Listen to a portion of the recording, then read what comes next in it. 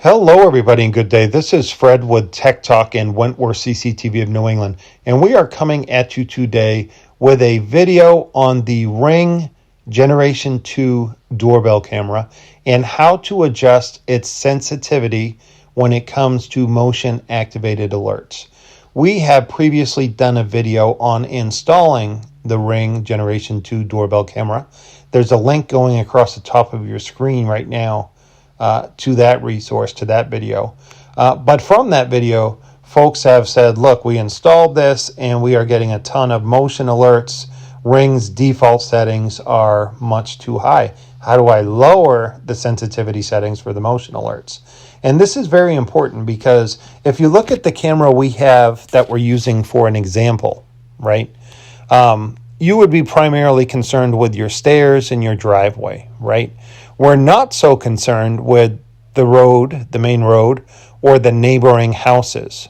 Because if we were to install this with the factory setup, when our neighbors came out of their homes or when they came home from work with their cars, it's going to activate the motion activated recording in the live view. And when that happens, we are wasting precious battery resource, right? These Generation 2 cameras have rechargeable batteries and they work on Wi-Fi. So we want to limit the activity to people that are really in the driveway or coming up the steps, okay? That will make it easier for your alerts too. If you're getting 100 alerts a day when your neighbors are coming and going, you'll get to a point where you're not going to pay attention to the phone alerts anymore, okay? Whereas if you know the alerts are really somebody on your property or a vehicle in your driveway, you're going to look, right? Because you know that's important to you. So in this video, we're going to teach you how to use the phone app to log into your Ring camera and adjust those sensitivity settings, okay? It's a short video. We're going to get into it right now.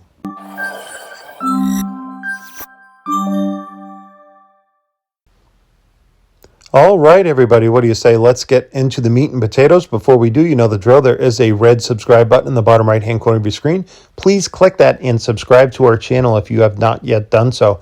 That way you can be notified when we upload future content.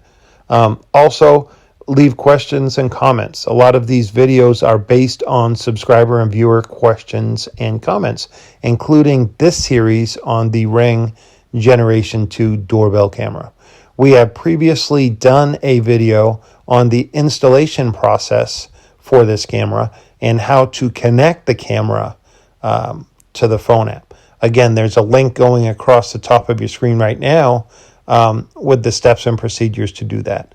But this video is on adjusting the sensitivity of the camera so you receive those motion activated alerts only when someone is on your property. As stated earlier, we would want the notifications for true alerts where somebody is in the area of our vehicles or walking up the stairs to our home, okay? We're not so concerned with traffic going up and down the road and our neighbors when they're coming and going from work and that type of stuff. Those type of alerts will run down your battery, and they will also get you to the point where you no longer pay attention to these alerts. And at that point, you might as well not even have a system, right? It's not working as a security system for you.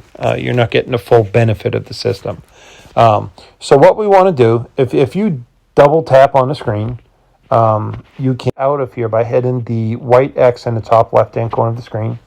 You will come to the home screen, and you will see a gear to the right of where it says front door. Okay, there is a gear, and that is your settings button.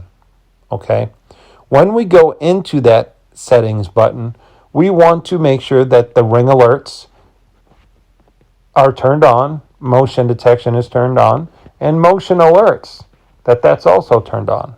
Okay, then we want to come down to the third row where it says motion settings. Okay. And in those motion settings, you can see the zone in which is activating these alerts. If you look in the picture above, part of it is masked by a blue square. In that blue square, anything that is moving will cause motion, okay? And as stated before, you can see the neighboring homes and the road are in that zone. So if we want to edit that, we simply hit the edit button and we can adjust the framing of the box. And you just do that by clicking on the blue box and dragging the squares, right?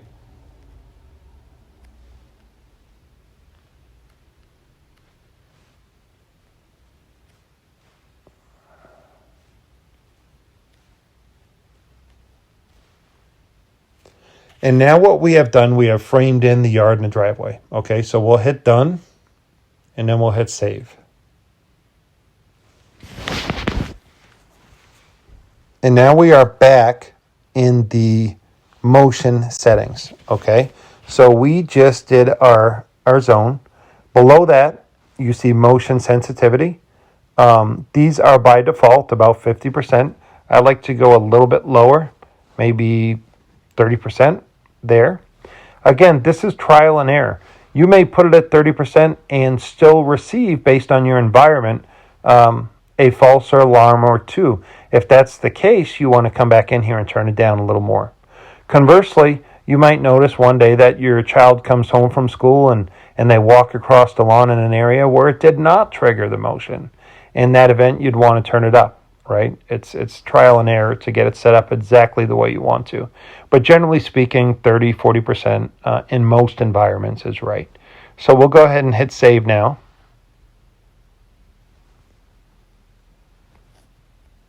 Then we can come down where it says motion schedules towards the bottom. Okay.